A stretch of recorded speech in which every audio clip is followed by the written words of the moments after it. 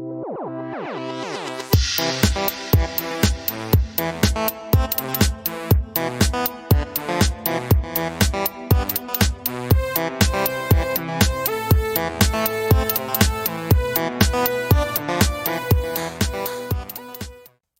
hello, hello. Welcome to the first episode of GameSphere of the year.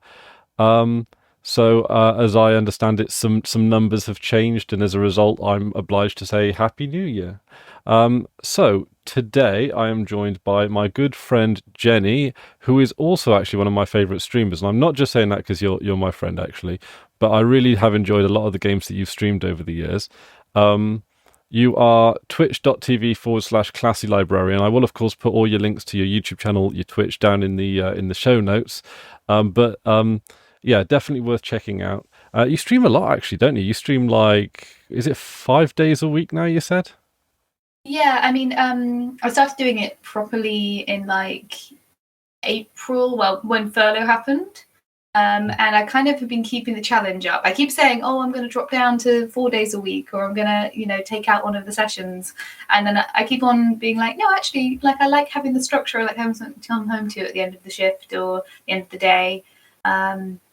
A reason to make sure my room's tidy and feel like I'm making progress with whatever I'm doing. So it's nice to have the structure. One of the things that we do quite a lot on the old community streams is Don't Starve Together, and I've not talked about this game on the show before, despite the fact that it is probably one of my favourite games. And I make this distinction, Don't Starve Together over Don't Starve, because to me, it works so well as a social game that Don't Starve, the single player, has just fallen by the wayside, to be honest.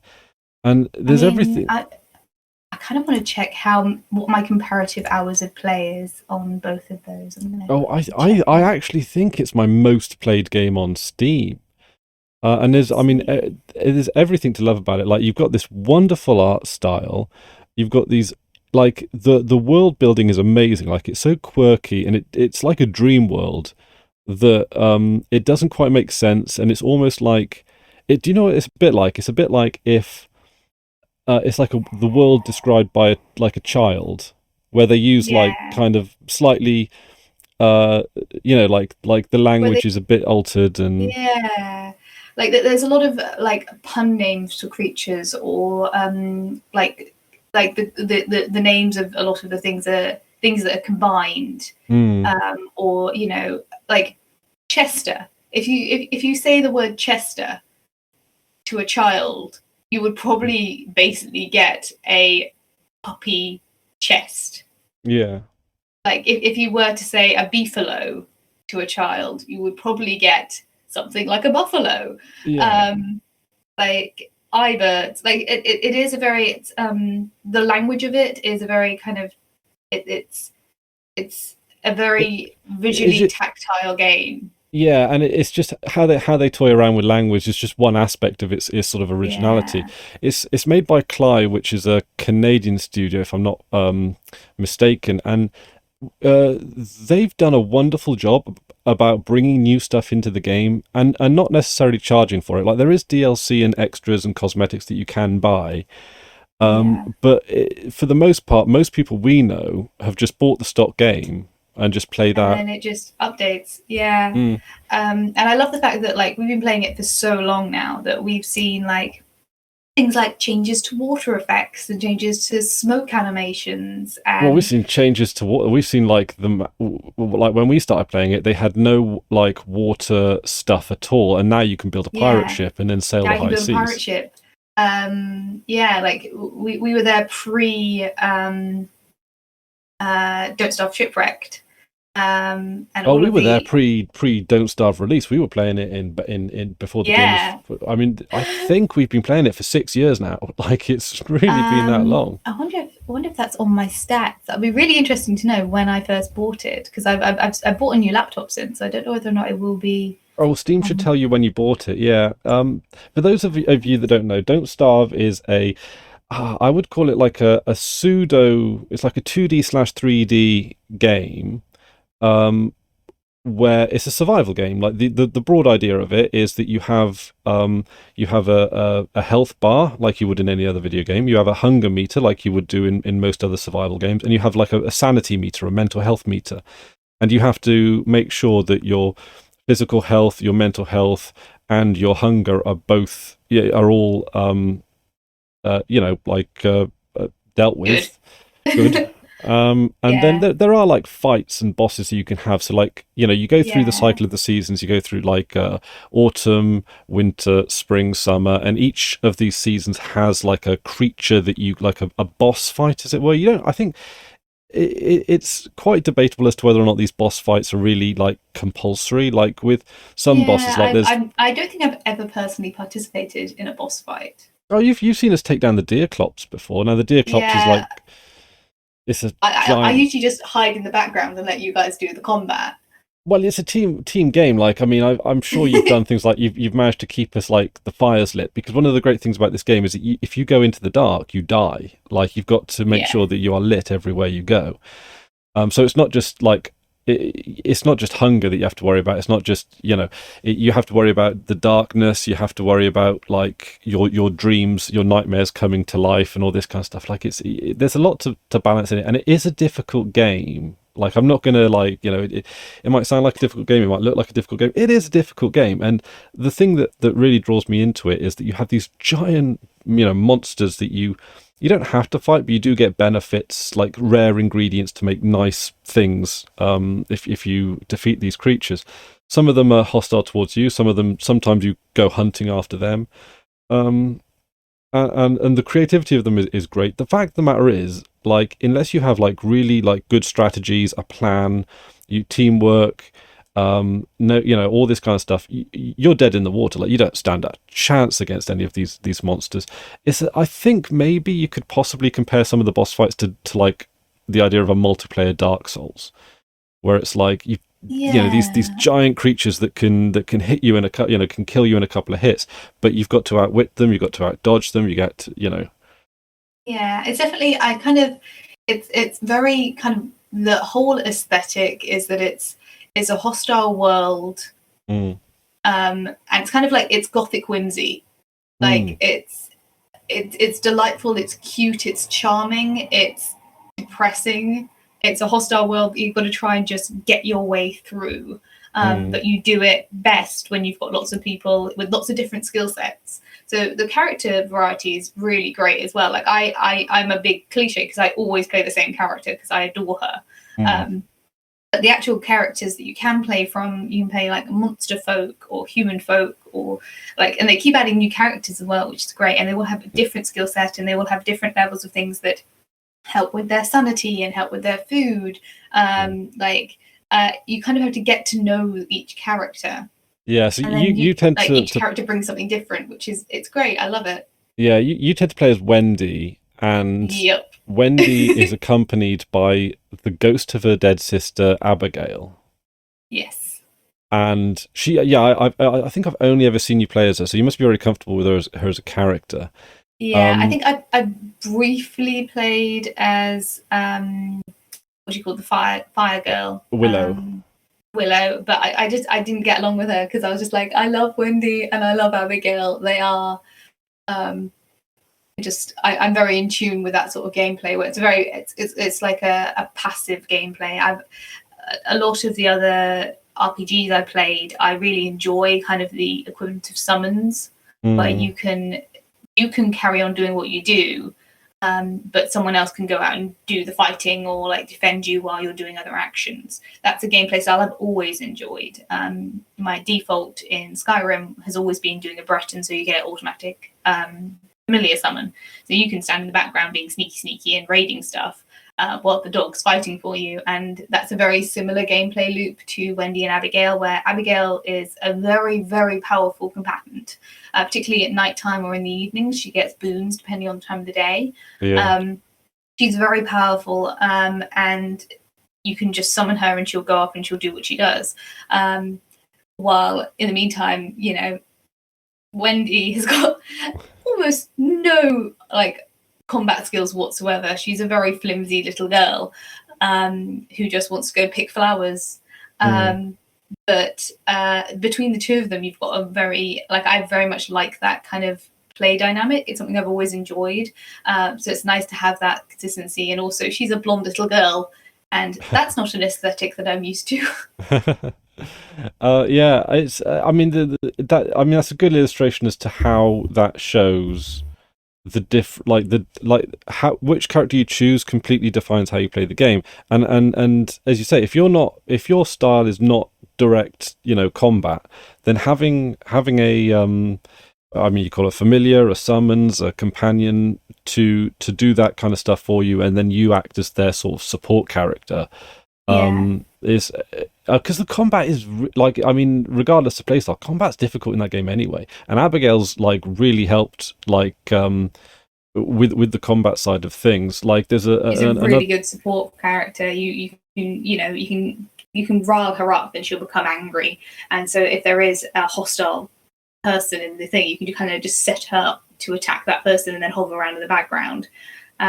So the AI will be aggressive until the point where you tell them not to be, which is I think it's a play style that I'm very used to. Like part of me is like, oh, I should experiment with other characters, but I'm very, very comfortable with the Wendy Abigail dynamic. Yeah, I think the thing is switching characters can be a bit tricky. I've been trying to do that lately because for the most part, have played with Wigfrid, and Wigfrid's character is amazing in her conception. So Wigfrid she's got the aesthetic of like a Viking warrior, but the Yeah. twist is that she's not a Viking warrior. She just plays one in the theatre. But because this is like a magical, mystical, wonderful, wonderland, the character that she plays in the theatre sort of almost came to life, and I love that.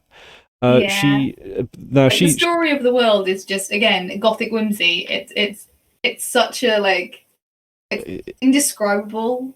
Yeah, you've got the atmosphere in the setting. You've got the absolute macabre of like the Addams Family type vibe of Wendy and Abigail, and then you've got the complete almost Peter Pan level of storytelling of like Wigfrid, and then you've got almost like the Roald Dahl kind of feeling of what Weber might be like. And for those that don't know, Weber is basically this boy who basically was half eaten by a spider, and their bodies fused together, and now he's like Spider Boy. And he's like, which is horrifying. That's full on body horror, but also you can see that being in a Roald Dahl or a maybe Roald Dahl for adults. I think, to be honest, Roald Dahl can get really disturbing, with the twits where they slowly crush themselves to death because they glued their heads to the floor. Oh God, yeah. I think it's kind of our generation's kind of gothic children's story in terms of combat, and it is a full-on game. Even with, you can put in mods to make it easier or to make it more accessible, and you can do a bunch of stuff, but it's a very interesting aesthetic in that I don't think a child would enjoy this game. I think a child would find this tedious and stressful and difficult. It is really it is a challenging hard game. Yeah. But the aesthetic kind of channels that energy of a really good dark children's book. Yeah, almost a bit Hans Christian Andersen-y or Brothers Grimm. Yeah, and the hand-drawn art style is just beautiful. It's kind of shaded pencil sketches for the whole designs, and it's kind of got that sketch energy to it. Yeah, and it's charming. It's really charming.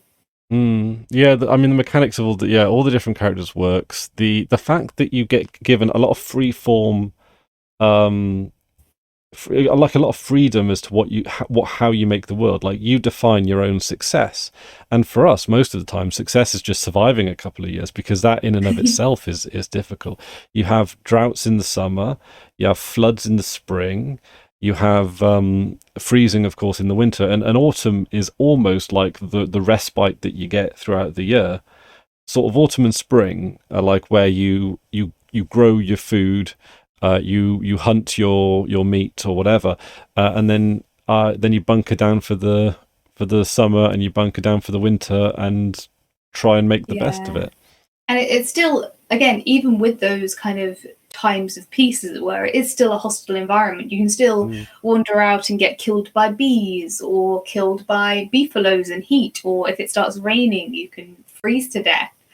Like you have to be like, even at the points where you're like, let's build the camp, let's get this going, it is still constant work. But because it's such a charming aesthetic, and it's got the, you know, you're working together, you're team building, you kind of can set yourself your own challenges, and that the challenges that you set often depend on your character. So like for me personally, I like trying to get the whole map explored, and then I like to do things like bee hunting, because you can set Abigail to aggro. She collects all the bees while you're taking down hutches and whatnot.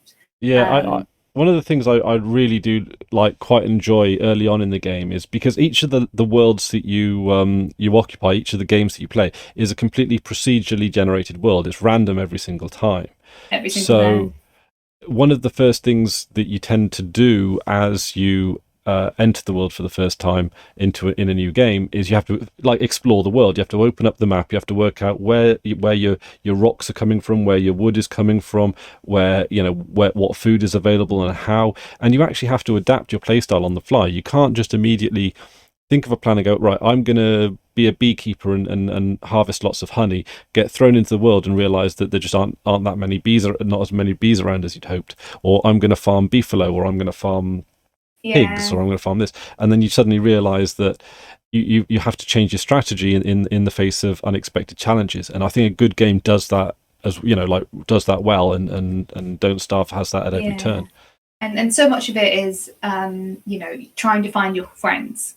Like I feel like playing it on your own is kind of almost an exercise in existential dread. It really is. The single player is the most depressing story, where you are in a world, you're completely on your own and you're just trying to survive. While with multiplayer, like so much of, particularly during like the hard months, like the summer and the winter months, if you die, you are desperately trying to get it back to camp, to be back with your friends before you get cold and die. And so much of like some of the like loveliest moments in the game are when you've died, you've respawned, kind of where you are because you've learnt the map, but it's gonna be nighttime, or like you've come back in just before night, or you've come back in the middle of winter, and you know that you can't run to camp fast enough, and someone from camp will come out with a torch and with an emergency warm hat in winter and run up to you and meet you halfway and give you a hat and a thermal stone to keep you warm to get you back to camp. And there's like lovely story moments.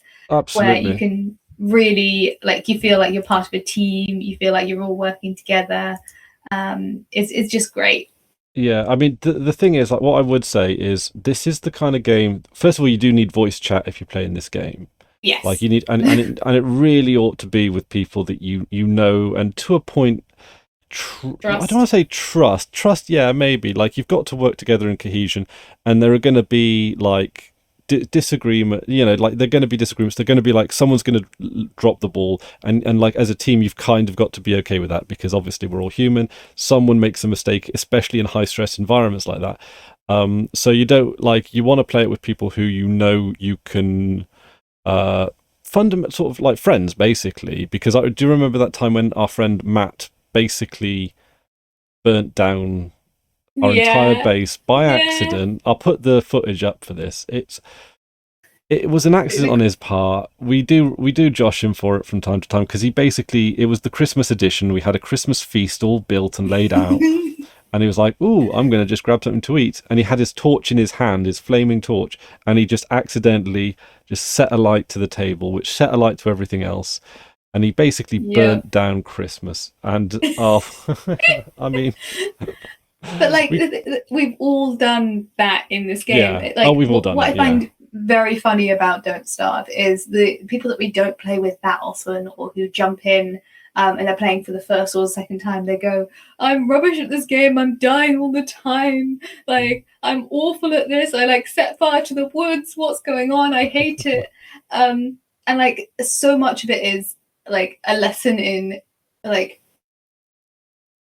like panic management and Yeah. forgiveness because you wander around and you forget you've got a hammer in your hand, and before you know it you've destroyed the science machine, or Yeah. you've got a torch in hand, you've set fire to the wood, you've killed someone else. You've given someone food that they find poisonous because you're trying to keep them alive, or Yeah. it is a death is again, like Dark Souls, you said, like death is part of the gameplay loop. You Oh are yeah. going to die, you are going to fail. Like it is a hostile world from environments through to creatures. But like supporting each other through mistakes is a great thing. And like again, to the new players, like you are going to die, that's part of the gameplay. But learning how to like pick yourself back up again and get back into the game and keep going, and set yourself a new challenge, like we're going to Oh, and rebuild the Christmas tree. yeah. Oh God, yeah. And I mean, top tip: don't light animals on fire. Okay, Yeah, both that both for real that life bad. and in the game, because like you can you can light like I remember one time I lit a spider on fire, and then it scurried off in pain. Basically, what I thought I had something else equipped, and I turned out I had my torch equipped. So I struck the spider. The spider lit on fire. He ran off, lit a whole bunch of other spiders on fire. Lit a whole. Then they ran off, and then before you know it, the forest burnt down. And that kind of bedlam, like you can have a complete cock up cascade scenario where you Yeah, just do one mistake, and then suddenly it like just is the disaster. AI is so simple but also so well built that the Yeah, world reacts to any decision that you make in a really, like, again, chaos storm type situation. So you can do one thing and then come back to it later and be like, oh no. yeah. It's And great. what you can do, of course, I mean, we managed to recover after Matt burnt down Christmas. We rebuilt and we carried on. So not every time there's a big mess up, you start a new game. Like part of the game is learning to pick yourself up and carry on, um, in the face of a disaster. Because when you start a new game, you get a whole new world, and that brings disadvantages, like where you have to rediscover the world. Maybe the world that is generated is not as good as the world you've got now, and sometimes it's better the devil you know. But also, like you can generate a big world. You can just like, oh, you've made a huge mistake in this area. Well, let's just pick up what we can, travel to the other side of the world, and start anew that way as well. It's Yeah. just, yeah, it's so open ended how you can at all stages, like how you can approach the game, how you can carry on through the game, through the later stages. And there's a whole bunch of the game that we've not even really explored, and that's the Yeah. underground stuff. Yeah. I mean, I usually play a very passive character, and I'm very, again, as a gamer in general, I like to like clear certain areas, and I like to make sure all my quest logs are tidy, and my inventory is all sorted. And I'm that sort of a game player in general. Mm. And because even if you build a small map, when you're generating the world, if you say a small map, it's still massive. I've never managed ever to do a full circle of the map and then like clear the areas we're in, because I'm one of those people that like, I want to make sure that we don't have any spare trees around. I want to make sure that we like all the rocks in the vicinity are correct. I want to make sure if we're near a bunny field that we've got all of the bunny holes covered with bunny huts. And I I like indulging my OCD a little bit. Like Yeah. it's not a compulsion, but it feels very therapeutic to do it that way. It's one of the reasons why I like the Lego games too.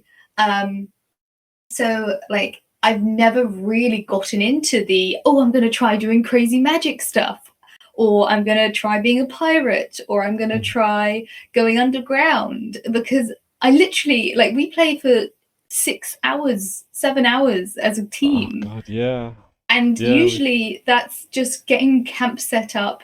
And then they added new things like Christmas. You get to chase little gingerbread bears around and then destroy their homes and make Christmas food. I So mean, that's who like, doesn't want to do that? who doesn't want to murder gingerbread bears? No. Yeah, I mean Um, that creativity is great. yeah, so like we've been playing, like, according to my Steam account, Don't Starve Together, I've played 167 hours.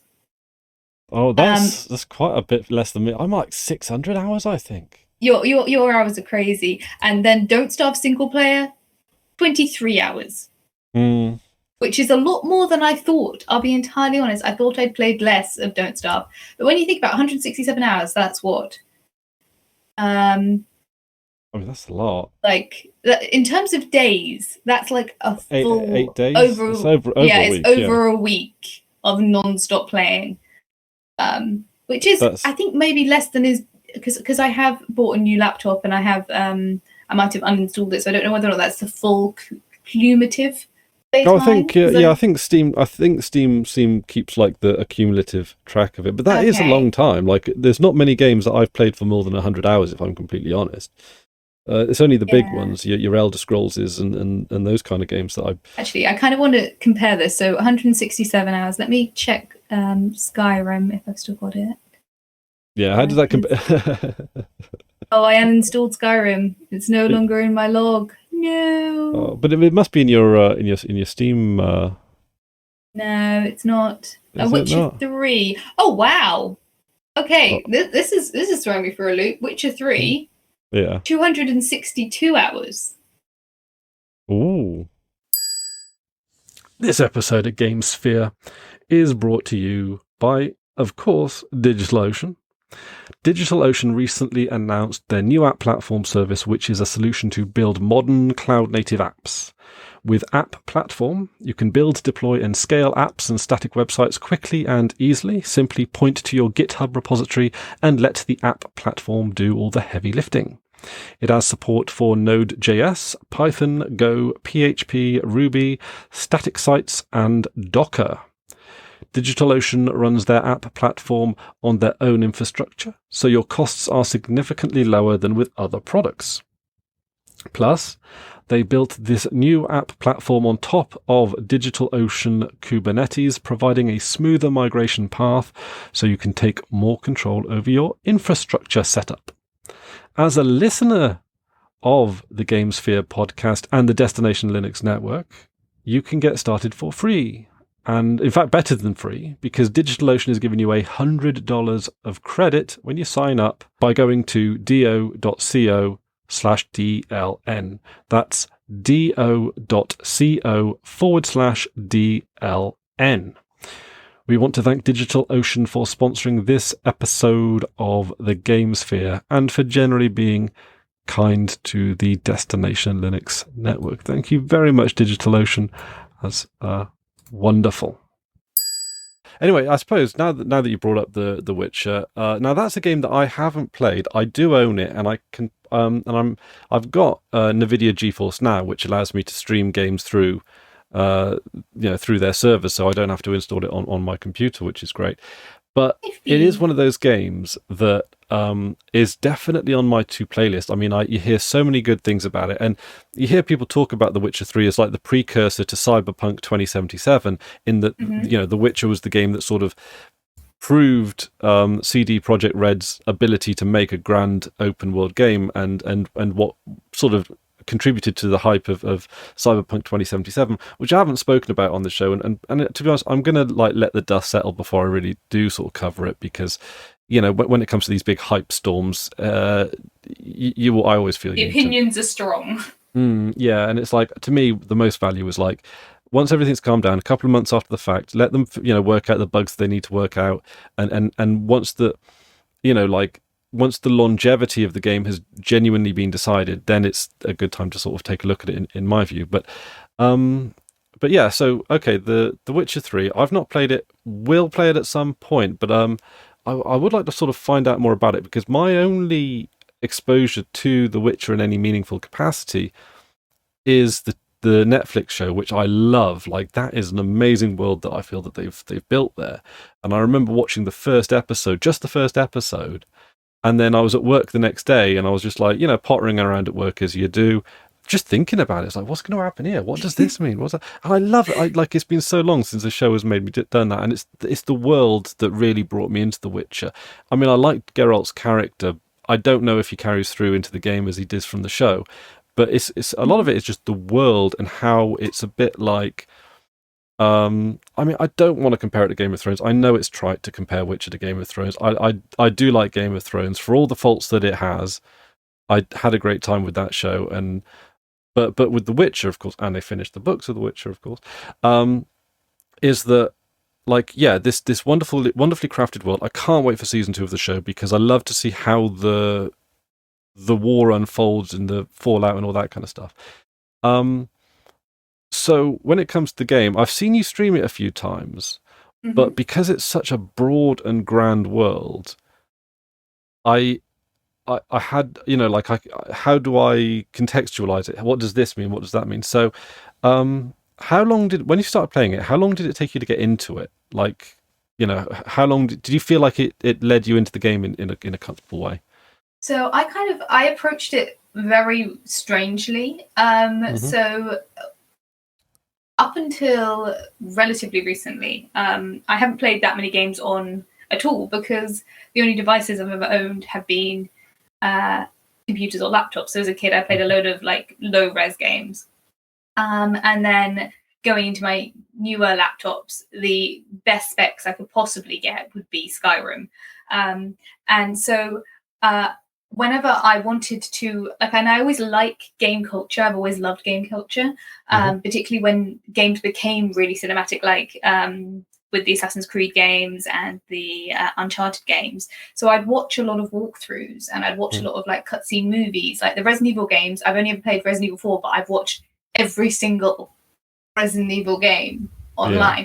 Yeah. And so Witcher was one of those ones that I kind of wanted to watch. And I remember the Assassins of Kings, which is the second game coming out, and trying to watch it. And it's such a tree branch of different plots that, like, the first sequence, you're being interrogated to find out what happened. And depending on your choices in the dialogue options, depends on what you play. You can either, like, the question is what happened while you're on the tower or something. It was like, well, there was the dragon, or I went to go see Lord Doobly-Doo. And I remember watching that cutscene movie and being like, these aren't the choices that I would make. I can't do this. This is too much. This game is too huge. And that was the game before this. Now, I remember that experience. And then I remember seeing the trailers for Witcher 3 and then watching a couple of clips here and there and being like, this is just a beautiful game and it looks so good. Yeah, I mean, it does look beautiful. Yeah. And so then the series came out, and like a lot of people, like with Game of Thrones, like a lot of people got into it through the series. And I watched the series and I really enjoy the series. And I really, for all of its flaws, there's so much commendable about the series. And I started like getting really like, oh, should I get the Witcher game? Should I get the Witcher game? I really want to, but my laptop can't handle it. And I started watching the YouTube channel called X Littles, that does like Witcher 3, like things you missed, or secret details, or if you do this then this. And it's like they have like over 100 videos on Witcher 3 regarding like details you missed in Skellige and details you missed in this location and details you missed with this character, because there is so much diversity in terms of small choices and how they impact characters. And I watched a bunch of those, and then I got my new laptop and I was like, Witcher 3, let's do this. And I started off on medium difficulty and I hated it for about the first maybe 10-15 hours, and I was streaming it as well, and so there was a point where like people were like, get good in chat. Well, they're being very nice, they're being nicer than get good. Yeah, your chat audience is very nice. It's one of the nice ones. They were being really nice, but the impression that I was getting from them was like, dodge bitch, dodge. Which I there was definitely one session where like I was just like, I'm so done with this. I'm so disappointed in this game. I can't get the combat. It's too challenging. And I dropped it way down to like story mode and started learning the gameplay. And then without the pressure of I turn around a corner and I die, and I turn around a corner and I die, I actually started getting to the story. And it is such a well-built world. And what I find very interesting, that I don't know if it's followed through to Cyberpunk, is Geralt is such a well-defined character. You can really, you can pin down his character so well, but you can play him in such different ways, but still be Geralt, and that's Okay, that's fascinating to me yeah. because I did wonder about this because it's like Geralt is an established character in the books and of course in the show as well. How do you build a character like Geralt into an open world? so all of his dialogue is obviously pre-recorded and pre-selected. Hmm. So for me, I chose I'm going to go the Yennefer route because that's the main romance in both the series and the books. Hmm. So I'm going to romance Yennefer, although I know there's a lot of Triss love out there. I'm going to be loyal to Yennefer, so I'm not going to do too many of the prostitution kind of side games. Mm. Also because that's rather an awkward thing to watch while streaming. Oh Um, yeah, yeah. Twitch be a bit funny about that kind of thing? I've never really pushed the limits of Twitch, but I I think think it's okay if it's part of the gameplay. I don't think there is any like there's boobies, but I don't think there's any other things. mhm. But it's definitely one of those things where I'm like, I'm going to just avoid that as much as I can, at least in my first playthrough. Mm. So I chose that I was going to go for again because I kind of went in slightly spoiled. I knew that there was a couple of pitfalls. There's a couple of big decisions in terms of your relationship with Ciri. Yeah. That if you make one or two bad decisions in that relationship, that affects the ending. Okay. Yeah. So I kind of knew going in that I didn't want to make those decisions as well. But like minor spoiler, there is a point where she needs comfort, and you can either have a snowball fight with her or go drinking with her. Both of which are very in character for Geralt. It's very, there's a whole thing about Geralt taking Ciri ice skating as a kid, and that being kind of a fond memory for the two of them. But also going drinking with her is also very in character. But it's whether or not Geralt in that moment is empathizing with Ciri or trying to kind of lessen her feelings about the situation. Yeah. Now, So just to clarify something, right, and correct me if I'm wrong on this one. Geralt is he immortal, or he doesn't age, or does he live for like a ridiculously long period of time? So again, I don't want to get too much into spoilers because I'm sure this will come out in the series. So Mhm. witches are mutants, and they get put through something called the trial of grasses, where they are mutated. So they are human, but they are changed. So usually the side effects of that are extra strength, extra stamina, heightened reflexes, and longer lives. And they can also ingest what would be to normal people poisons, which is their like potions. Mhm. So if you watch the series, there's a scene where he's fighting the Stroga. Oh yeah, that's a good one. Yeah. Yeah.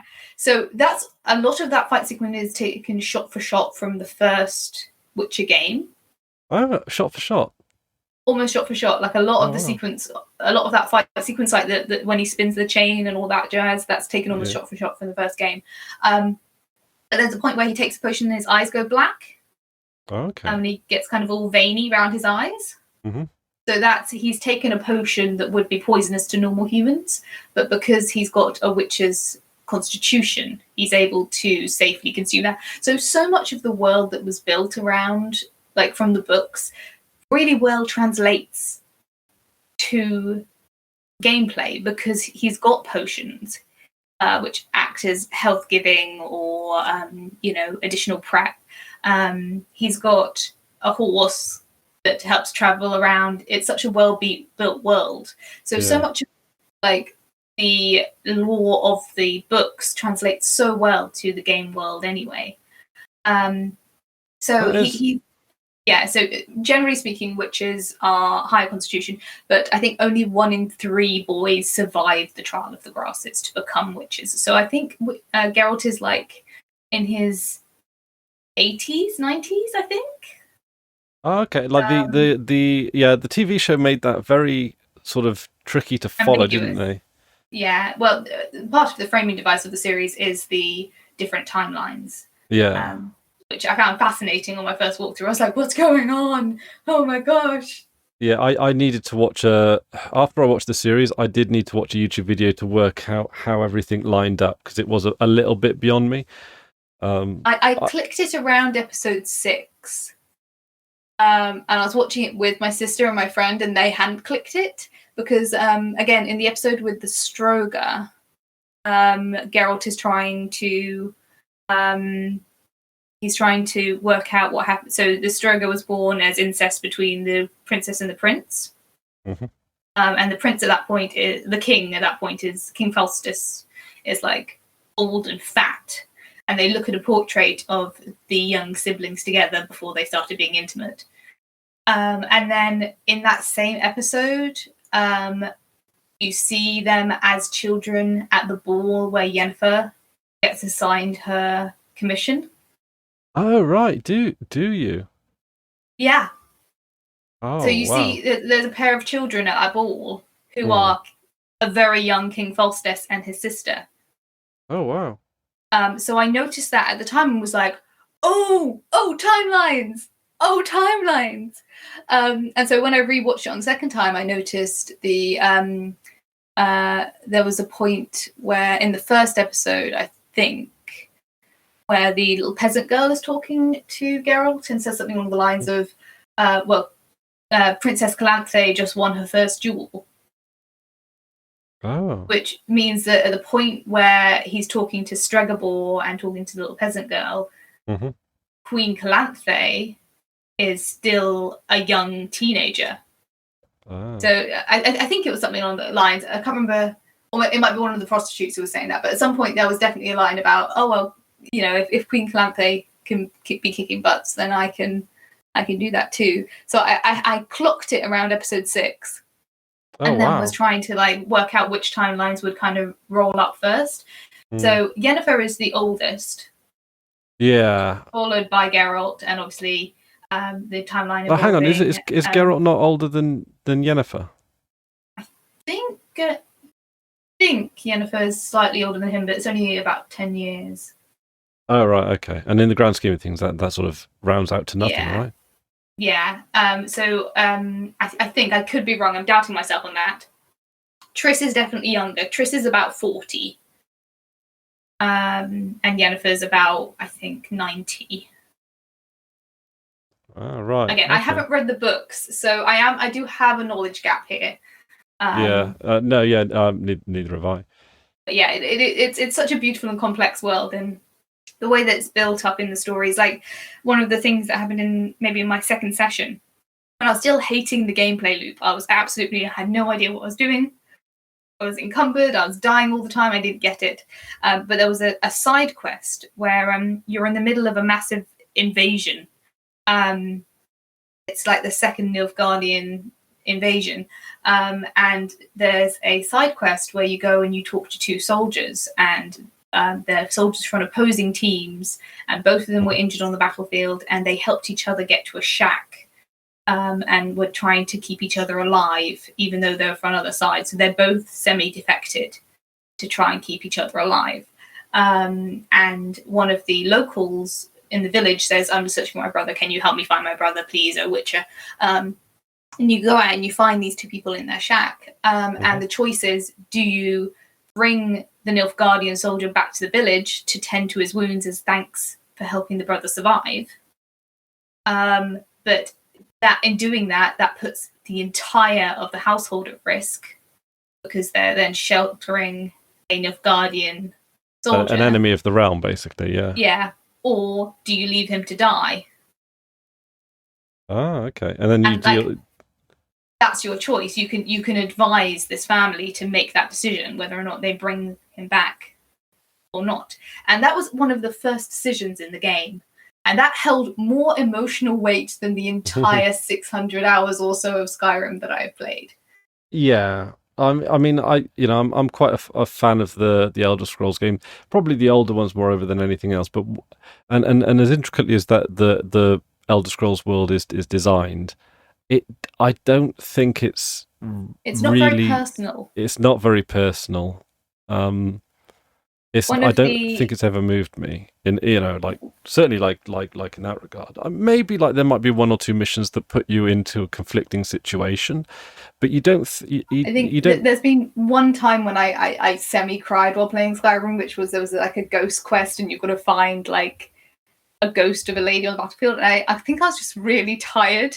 But like they go up together, like you find the two spirits and they reconnect, and it was just like I'm so emotional right now. But that's the closest I've had. So like The Witcher, this side quest in the first like 4 hours of gameplay had that immediate like, oh no, my decisions right now have actual serious consequences.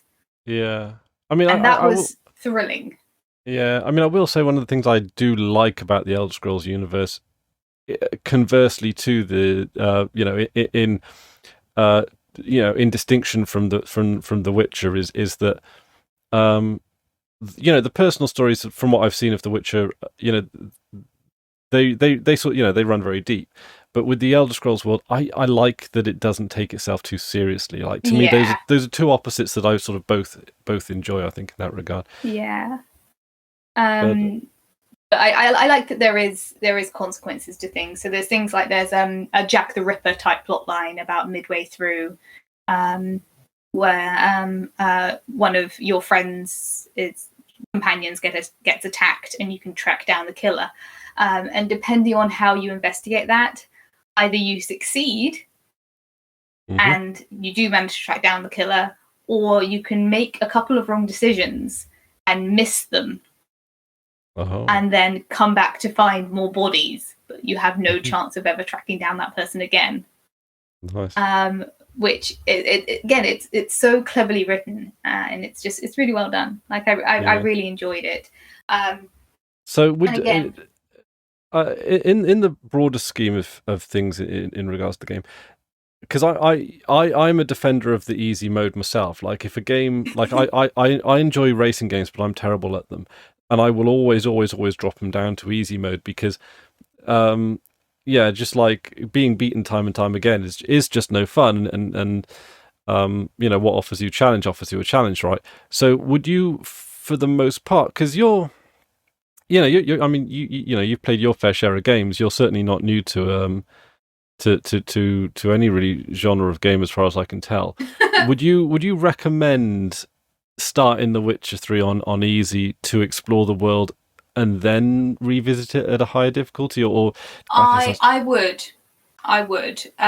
There is certainly because you have mechanics like armor and weapon degrading, and things like potion making.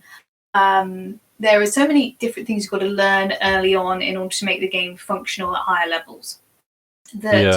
Obviously there are guides and there are like prompts and pop-ups and things like the skill tree. It's a very you've played a lot of, you said you've played Cyberpunk, and you have the skill trees, you have the quest logs, you have all of the clothing and stuff upgrades. So there's so much to learn there in terms of how how the world works, as well as the engrossing plot, that I found the constant death loops just so frustrating.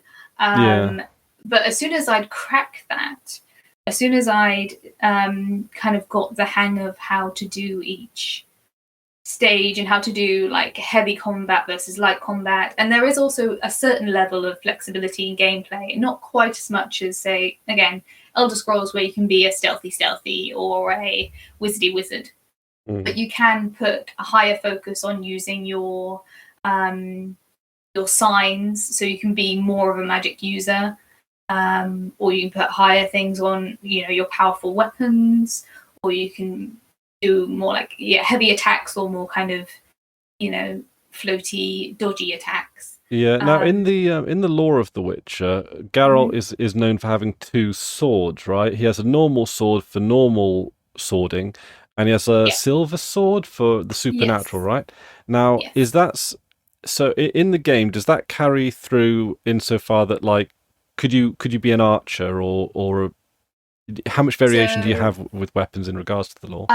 When you start, one of the first combats, your first boss battle, is with a griffin, and during that combat, you'll be gifted a crossbow by Vesemir.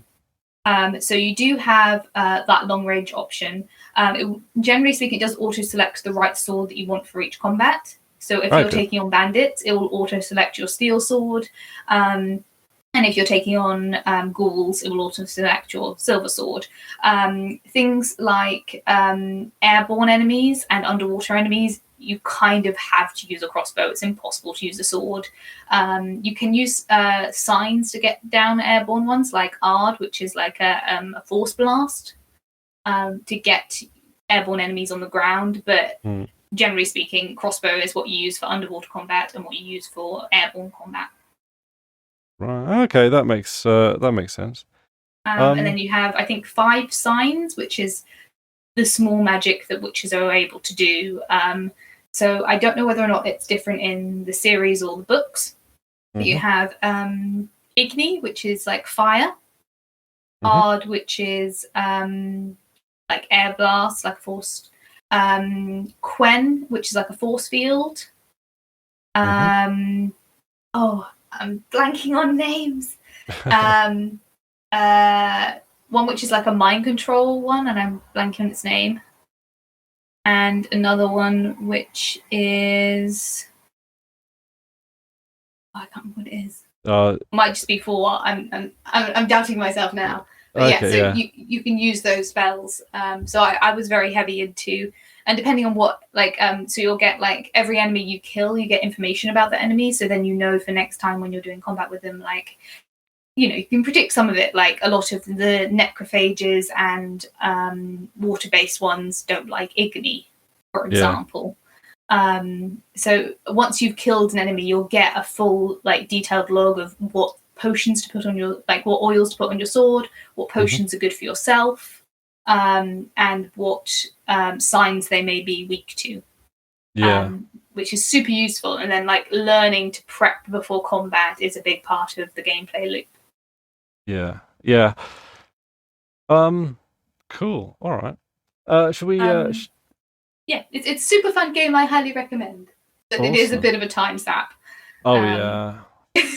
Yeah. I mean, I've got a few of those games. Drew's got a he's set like wants me to get into Crusader Kings 3, which does also look really good. It looks like Game of Thrones the game, where you plot and scheme and all that kind of stuff, but that's of a similar nature where you dedicate like 80 hours to a game. I will say for Witcher, as I said, I had this big build up of going back to when Witcher 2 was released and getting really excited and being like, no, I can't do it. You know, seeing when it was the game of the year when it came out, I can remember seeing, like, the cinematic trailers are absolutely stunning. When they came out, and I think it came out in like 2000, and it came out a while ago now.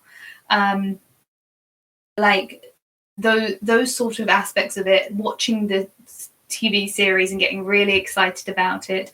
Again, watching all of this, things you may have missed, sequences, and reading the lore and learning about the characters, all before even thinking of buying the game, because at the time I did not have the technology to be able to do it.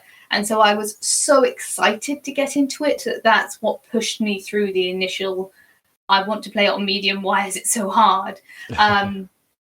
And then being able to actually just relax into the world and get to know the characters and get to know the fallout from each of your decisions. So in order to be invested in something this large and this complicated, it's so worth having that excitement for it. And if you don't have that excitement for it, I wouldn't necessarily recommend it, because you do have to get through that learning curve to begin with. I mean, but equally, like, if you get to the Blood and Wine DLC, that is just like, it's the perfect gift to wrap up the game. It is, you know, by that point you know the story, so you can just enjoy everything about the kind of slightly self-referential aspects of that last section. Awesome. It's great. Yeah. Cool. All kinds of terrible things can happen when you don't take care of your digital security, and that, of course, includes your passwords. The password manager used and trusted by the Destination Linux network is Bitwarden. Bitwarden lets you set up things like a PIN to easily access your password manager, as well as additional authentications such as master passwords and adding phrases to fingerprint security, all the things to keep your passwords safe. Bitwarden is the easiest and safest way for individuals, teams, and businesses to store, share, and sync sensitive data. Go to bitwarden.com/DLN to get started for free To make things even better, Bitwarden is 100% open source. You can self-host and their code is audited. Go to bitwarden.com/DLN to get started for free. The $10 a year premium account gets you 1 gigabyte of encrypted file storage, 2-step login with YubiKey, U2F, Duo, Vault health reports, time-based one-time password authenticator storage and generation, priority customer support. So, from the bottom of my heart, I would like to thank Bitwarden for sponsoring this episode of Gamesphere and for all round being a good egg to the Destination Linux network. Thank you very much. Now, I know Among Us, I mean, by the time this comes out, which is on Wednesday, like, I think the Among Us craze, whilst the memes are still about in the ether, has probably died down. And Among Us is like a great game that I thoroughly enjoy playing with friends. I think the thing about it is that you do need a good collection of people you know. The enthusiasm of the popularity of the game sort of determines its success, because it's not similar to Don't Starve Together. You want to play with friends. I think you also kind of want to play Among Us with friends. Yeah, I've but you need had few of them. A couple of very interesting but maybe not so fun times with Among Us. Like the last time I played it with I had me and 2 friends on voice chat, and then 6 randoms who were just on text chat in game. Yeah. And you don't know anyone. You don't, like, the communication is different. Like it's you feel bad for judging people. You feel bad, like it just. Yeah. I feel like it's so worth having voice chat with people that you really know, so you can kind of feel your way out. It's almost the opposite to again, Tabletop Simulator. We played the spy game. Oh, Spyfall, that's great. Yeah, Spyfall, which is a phenomenal game to play with friends because you can tell, and it's a similar deception game. But it's so much more fun than Among Us. I feel like Among Us is a great, in the same way that Animal Crossing and Fall Guys so Among Us is like this year. Yeah, it's. I mean, it's certainly like. I mean, it sounds strange to call it a product of the time because the game was made in 2018. But given the nature of lockdowns and social distancing and all that business, it does make sense. And also, the great thing about Among Us is that you can play it on your phone and you can play it on a computer, and you can actually genuinely do cross-platform, which makes it accessible to a lot of people. But I do think that it does have a limited shelf life. Like, you can only really play it when you've got a decent number of people who are on voice chat in one way or another, and you can have a bit of a laugh about it, a bit of a party going on. But as an actual game in and of itself, just on its merits as a game, it's probably in the same ballpark as any other card or board game you can get, really. So, I mean, there is a playlist where we've had a few rounds of Among Us, which I'll put in the show notes, which I think was a hoot. It is fun. It is fun, but I feel one of the things I think will be really interesting is in the next year or two, when you've eaten something that you really enjoyed at the time, but it made you sick. And so forever it will be associated with being ill rather than on its own credit. I feel like Among Us might be the game of 2020, that after 2020 and everything's resolved, it might be the one that no one can play anymore because it reminds you of 2020. That's a bit real, that is. But I mean, I get what you mean, isn't it? It'll be like, oh no, not 2020 again. It's the thing that's got us through 2020. Yeah, that is very, very. Like, again, we've got the benefit with Don't Starve, that we've been playing it for so long that I don't associate it with furlough or lockdown or any of that stuff. Similarly, I think Animal Crossing, which had a huge upswing during COVID, I don't think, because it's been around for longer and in active play for longer, I don't think that will be associated. But I feel like Fall Guys and Among Us and maybe Phasmophobia, those were the three that I saw massive uptakes and massive memes this last year. Yeah. I don't know whether or not they'll leave a bad taste in people's mouths in a couple of years' time when they'll go back, oh, that was 2020, the year of Among Us. That's quite, yeah. I mean, I suppose, given all of that, I'm surprised Gary's mod didn't make a resurgence. Yeah, I mean, that's true.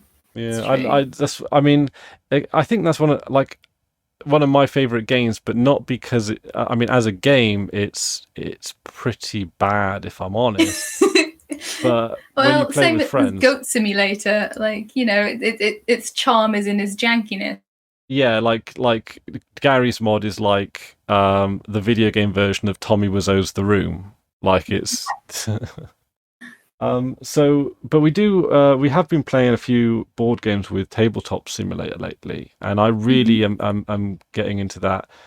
So we've played a few. We've played so basically with Tabletop Simulator is that it's a sandbox game where you basically get given a table and the ability to and everything else is fundamentally modded in. So you can play any number of games as part of Tabletop Simulator. You can play anything from card games to board games to like Pictionary style games. You've got the whole works. It's a complete sandbox. So it's kind of difficult to really.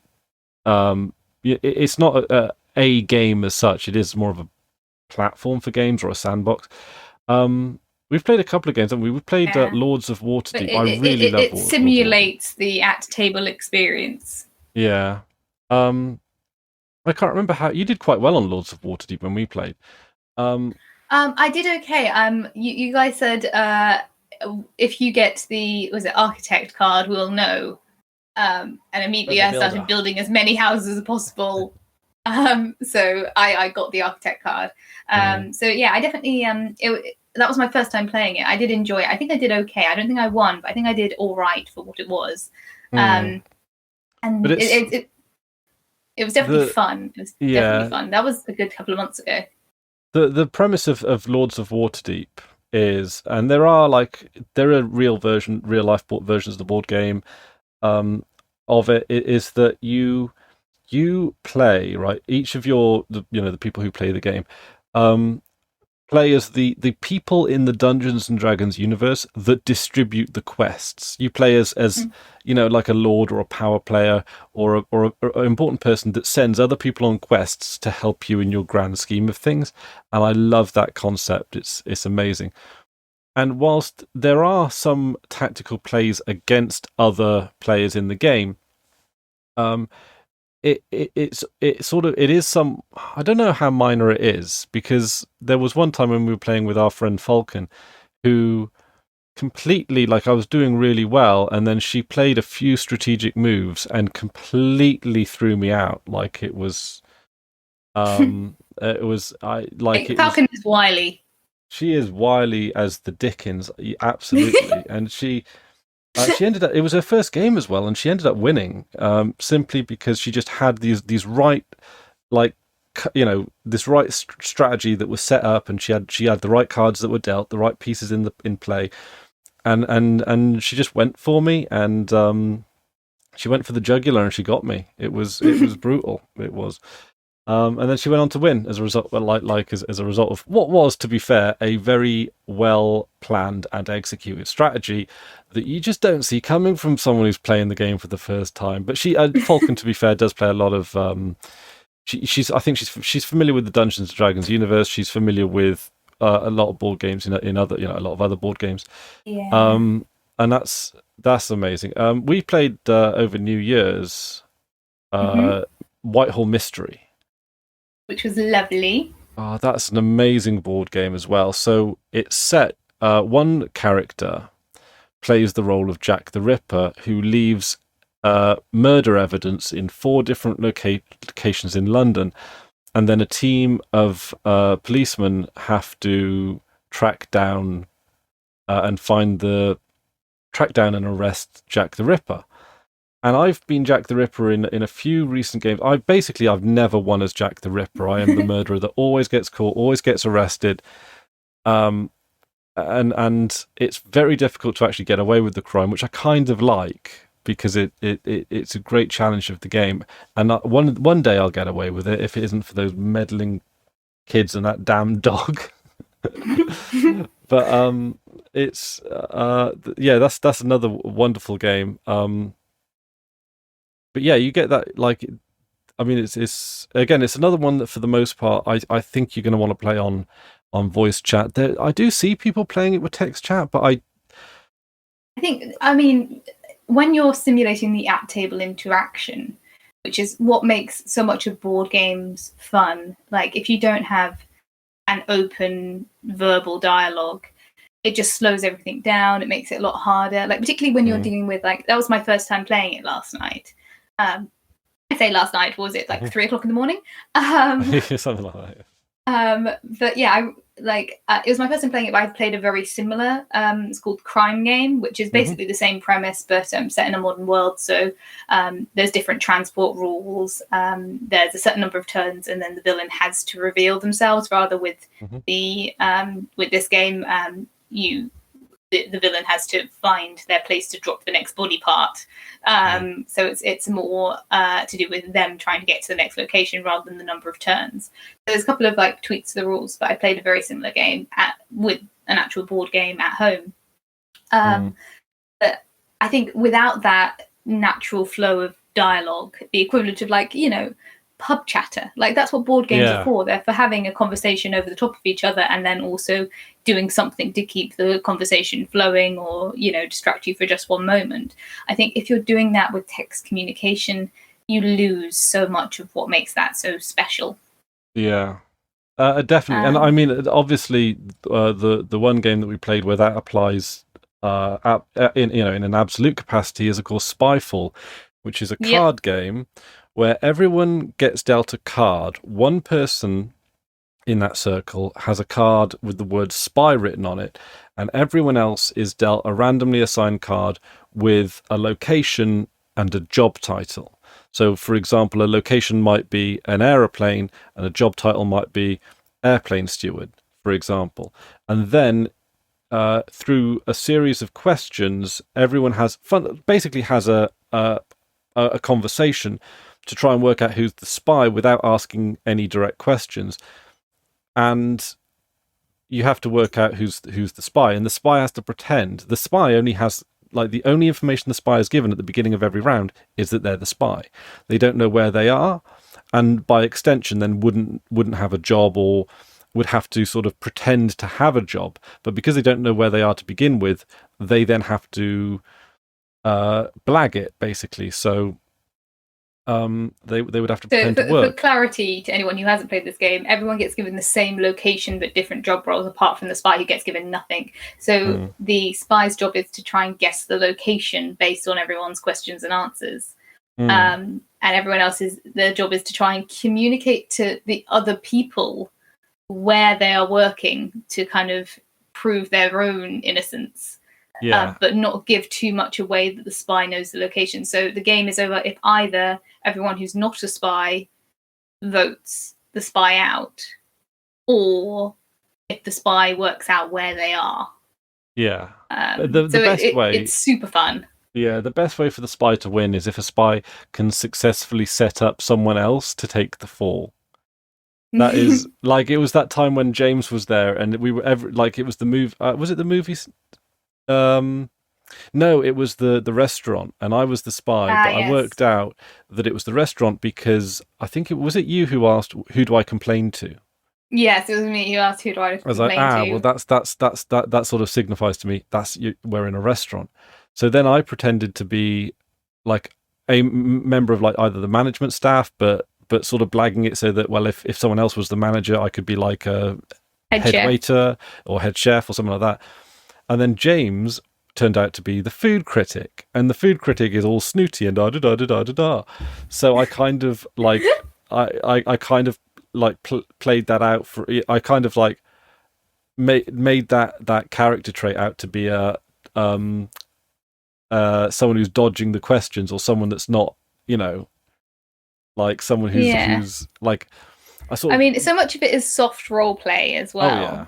Like it's not, you can't open you can't ask yes no questions. You've got to answer with questions and answers that actually fill the void. Mm, But again, are either specific or non-specific. So you can it's such a fun kind of challenge in terms of like the words you choose.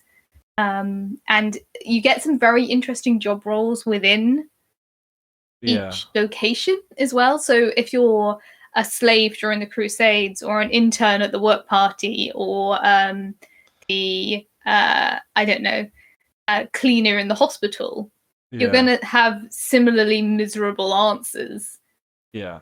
while everyone else might be having a great time, which makes you sound super shady. Yeah, Um, so it's very like it's such a fun dynamic. yeah, it really is, and I mean that's just an example of one of many games like Spyfall. Out of the collection of games that you can play on tabletop, and it fundamentally like it's games that come from the Steam Workshop, so that have been made by a pretty healthy modding community, and Yeah. so Spyfall as a game is not necessarily exceptional. Like there are countless card games that would fill that role quite well. And I'm sure at some point we'd get bored of Spyfall, we'd move on to another type of game and another type of game. But the sort of the open-endedness of the social board game. I will say one thing about it though, is that even though it's quite a simple game, right? You have a board game, you have all the pieces. It does take like a fair amount of your computer's resources to run. Like it's not the lightest game in the world. Yeah. It's I really like the fact that because it is basically a mod within a mod, mm, you get some really interesting backgrounds sometimes. yeah, you Um, do, yeah, and some really interesting like where the table is located, and you can like the table's always hovering in the location. It's never fixed the location. yeah. Um, it's a very you can tell it's a mod within a mod. It's just a very Mm. well constructed mod within a mod, and it's a very Mm. like all of the cards are inputted from real life tabletop games, and all of the Mhm. tokens are uh, digitally recreated, and you can tell there's so much care and attention put into putting those games online. So you can Mm. have things like giving another player your cards to check your cards if that's what the turn is called for, or hiding things, although not very well according to last night. Hiding information if it's you've got a secret turn or to take. Um, Yeah. and then you can also do fun things like there was a point during the mid-evening where we all got our pens out and started doodling on the table, Oh yeah. um, because that's the sort of thing you do when you're playing a real board game at home, and you've got like a paper scoreboard, and someone will do like a hangman in the corner while other people are doing their jobs. Like it does capture so much of that Yeah, IRL tabletop feel. it has that great sort of sense of like tactility where you pick up Mm, pieces and move them, but it does work, even though it sort of seems like it might seem a bit clunky, and there is a degree of jank to this game. Like it does have a little bit of a Gary's Mod feel to it, in that it's not the smoothest experience you'll have, but it's not meant to. It's like you'll pick up pieces, and actually the manipulation of pieces in the game is surprisingly fluid for something that is quite complex, yeah, because you're but working in things three dimensions.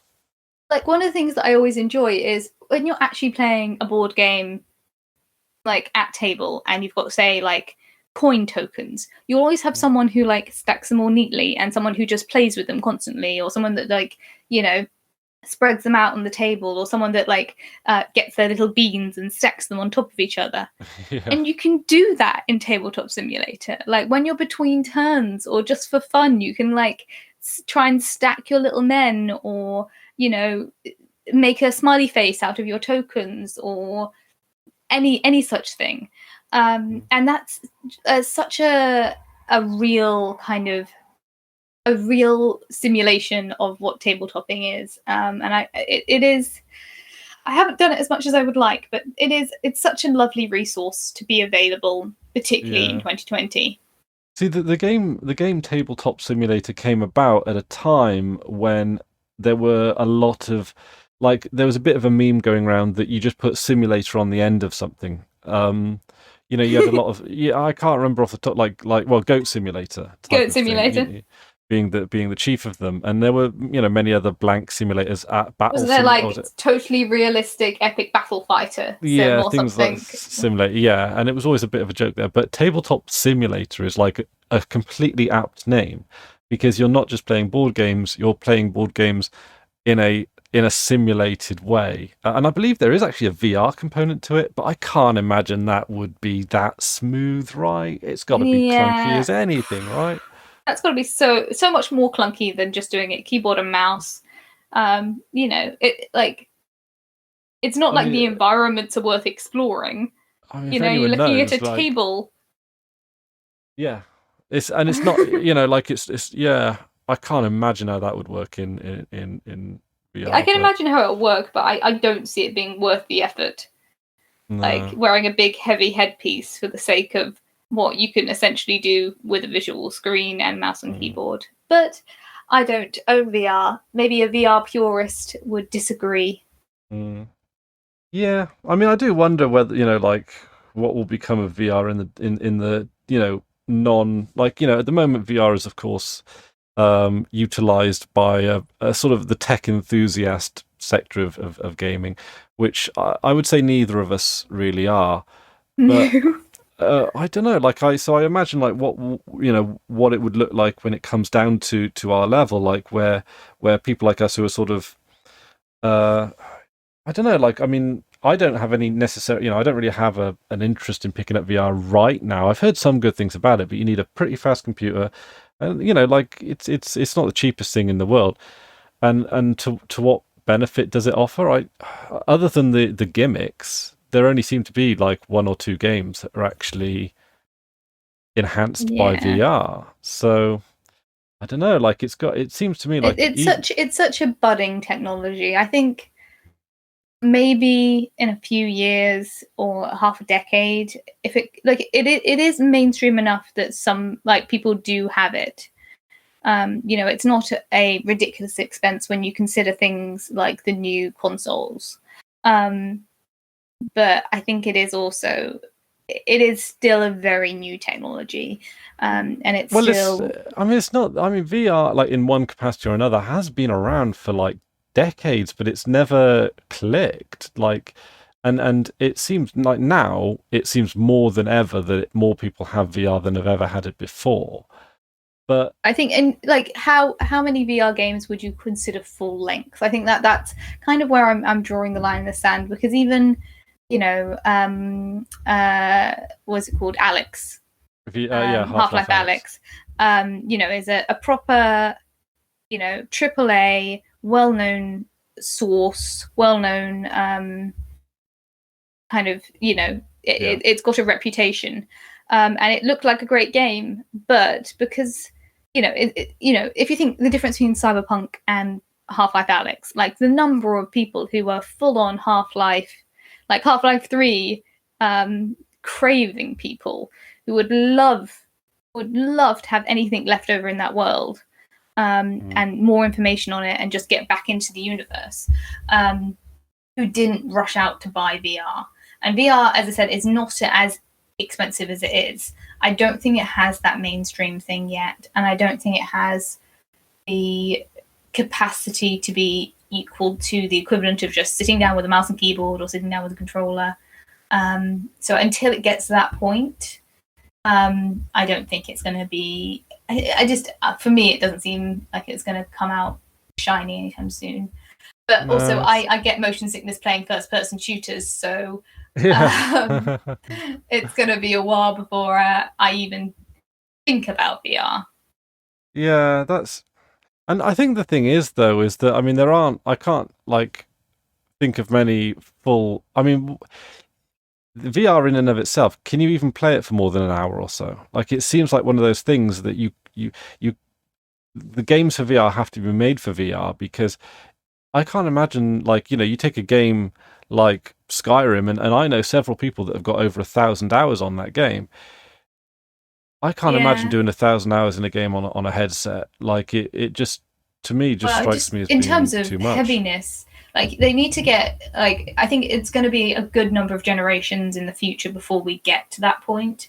I think it Mm. needs to get to the point where it's um it has into-room detection, because I know that Trisha does quite a lot of VR sessions, but she's constantly knocking things on her wall or turning around. Oh God, that seems like a disaster, doesn't it? Oh dear. Exactly. And like any household that's got children or pets, like you can't, unless you shut the door on them, you can't do VR like that. So I think it needs to get to a point where you have some sort of outside sensors as well as internal sensors. So you're not running into walls or knocking into children. Some sort of, alert system or something like that where it can scan your space and tell you where you are in your space. Yeah. Even if it's not part of the HUD.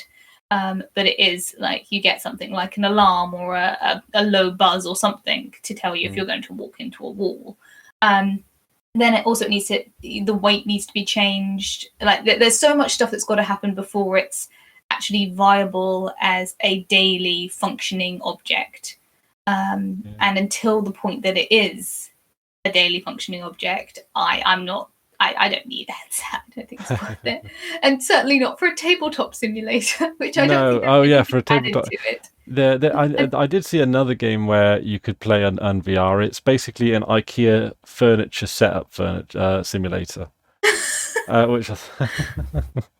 Yep, I stand by. There is no game that I've seen that I think VR would be essential to the experience. Yeah, I mean, to me, I can't think of a single game.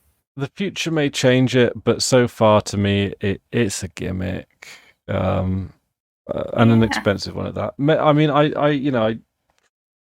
mean, that's just how I see it. Maybe it will evolve into something else, but I mean, it's not cheap. Like, first of all, you need a good computer, and then you need. I mean, what is it, like £700 or something to get that kind of headset? It's Like, I don't think it's like, I think it will continue to develop because, as I said, it's not as expensive as it has been previously, and it is becoming mainstream enough that people do purchase it.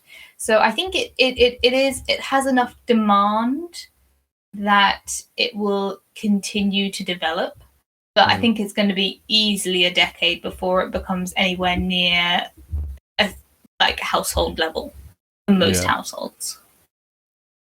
Cool. Right, We've been talking a long time. We've been talking longer, yeah. So I think this is probably a good time to wrap it up. But thank you, Jenny, for joining me. It's a pleasure as always. My pleasure. It's been. We do stream together from time to time. And your channel is twitch.tv/classylibrarian, and your YouTube channel is youtube.com/tookithometojenny. Is that right? Yep. I'll link it, of course, in the show notes. But also, you do some crafty things over on your YouTube channel as well, don't you? And you do. So I do crafting Tuesdays on Twitch. So every Tuesday. At the moment, I'm still on Christmas break, but coming in from Tuesday this week, which I think is the 5th, I will be doing more crafting Tuesdays. And I do try and do stuff on YouTube, but I've not been very good lately. Well, you got to do what moves you. Yes, I mean, I go through stages of Twitch, stages of YouTube, stages of Twitch, stages of YouTube. It's just the natural cycle of being a creator, I guess. But yeah, thank you very much for joining me, and thank you all at home. I've been Chris Ware. This has been Jenny, and you've been listening to the Game Sphere.